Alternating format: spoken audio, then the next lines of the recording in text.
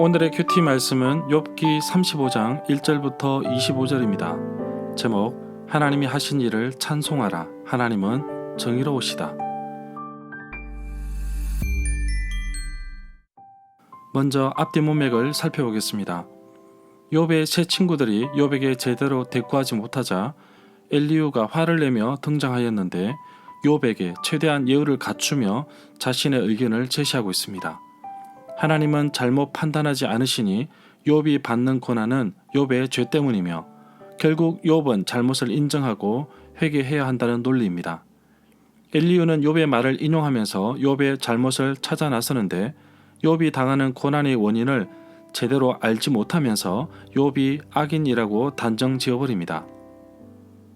욥이 자신이 스스로 지혜롭다고 여기며 교만하다고 생각한 엘리후는 욥에게 무식하고 지혜가 부족하다고 다그칩니다. 엘리후는 욥이 하나님을 모독하고 또 자신의 죄를 인정하지 않으면서 하나님을 대항까지 한다고 하였습니다. 엘리후는 욥의 죄가 하나님께 아무런 영향을 못 주니 헛되이 하나님을 찾지도 말고 기다리라고 말하고 있습니다. 엘리후는 욥에게 자신의 말을 좀 더 들어달라고 말합니다.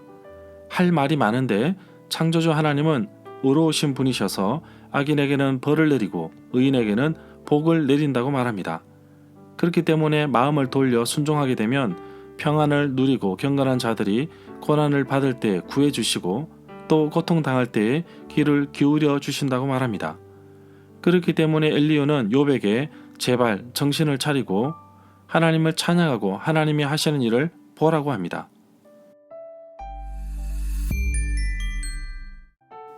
문단을 나눠보겠습니다.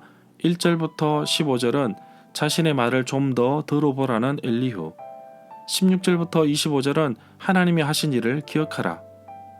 1절에 보면 엘리후의 변론은 32장부터 37장까지 이어집니다. 엘리후의 변론 가운데 마지막으로 네 번째 중재 변론입니다. 3절에 보면 엘리후는 변론에 앞서서 자신의 말의 권위에 대해서 언급하는데 자신의 지식이 먼 곳에서 왔음을 말합니다. 엘리후가 가지고 있는 지식으로 먼 곳은 곧 하늘로 이해하며 결국 자신이 소유한 지식은 인간의 산물이 아닌 하늘로부터 온 것임을 밝히며 자신의 말에 권위를 높이는 것을 볼 수 있습니다. 엘리후가 말하는 의는 곧 하나님께 드릴 의라고 볼 수 있습니다.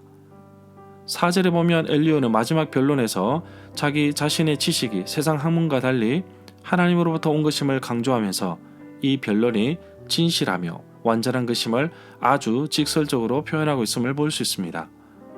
엘리후는 자신이 가진 지식이 완전하며 또 자신이 소유한 자로서 지금까지 변론한 내용과 더불어 앞으로 이어질 변론에 많은 관심을 갖고 들어주기를 기대하는 마음으로 권하고 있는 것을 볼 수 있습니다.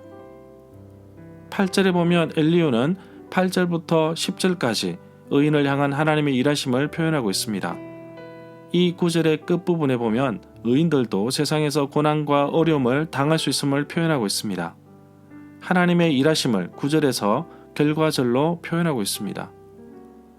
11절에 보면 이 9절과 12절은 다시 조건절과 결과절로서 엘리후는 다시 진술을 이어가고 있습니다. 단순히 하나님의 말씀을 듣는 행위를 넘어서 듣고 행하는 것까지 강조하고 있음을 볼 수 있습니다. 하나님은 진정으로 하나님의 말씀을 따르고 순종하는 자를 백성으로 표현하신다고 볼 수 있습니다. 12절에 보면 엘리후는 11절에서 하나님의 말씀에 순종했을 때의 결과를 말하고 있다면 이 구절은 불순종하였을 때의 결과를 말하고 있습니다. 불순종의 결과는 육적인 죽음과 영적인 죽음이 임하게 될 것이라고 강조하고 있습니다. 결국 하나님의 말씀에 순종하지 아니하는 자는 죽음을 당하게 될 것이라고 묘사하고 있습니다. 17절에 보면 엘리후는 이 구절부터 본격적으로 욥의 행위를 다루고 있습니다.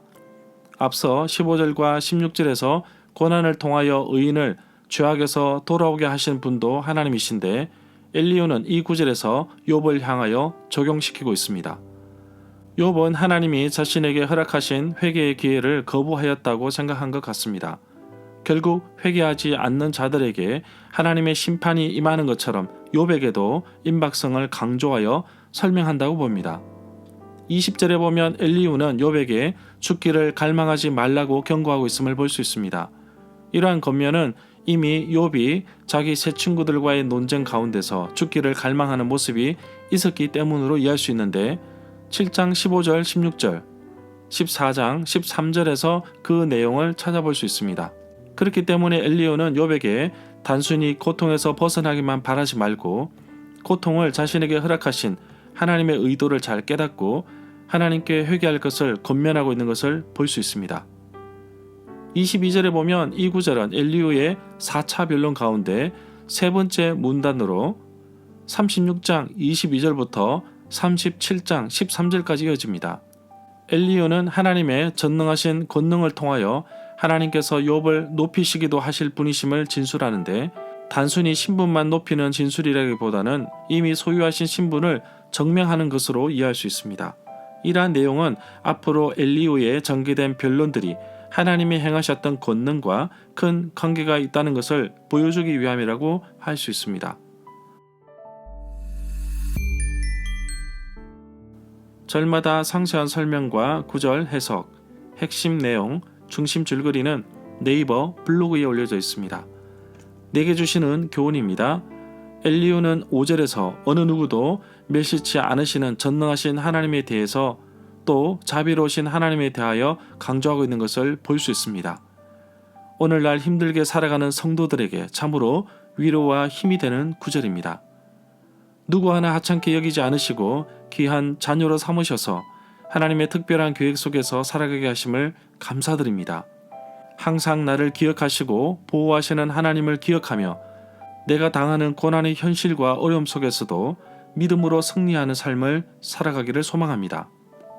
하나님은 의인들이 고통 중에 있을 때 의인들로 하여금 자신의 죄를 깨닫게 하시고 의인들의 허물과 행위들을 말씀하신다고 하셨는데 하나님께서 죄를 지적해 주실 때 그 죄를 인정하고 그 죄를 십자가에서 용서해 주신 예수님께 감사하며 다시는 그런 죄를 짓지 않도록 나의 행동과 삶을 바꿔 하나님이 진정으로 기뻐하는 삶을 살아가기를 원합니다. 하나님이 나를 향하여 일하심을 기억하며 철저하게 하나님께 순종하며 의지하며 살아가는 하루가 되기를 간절히 소망합니다.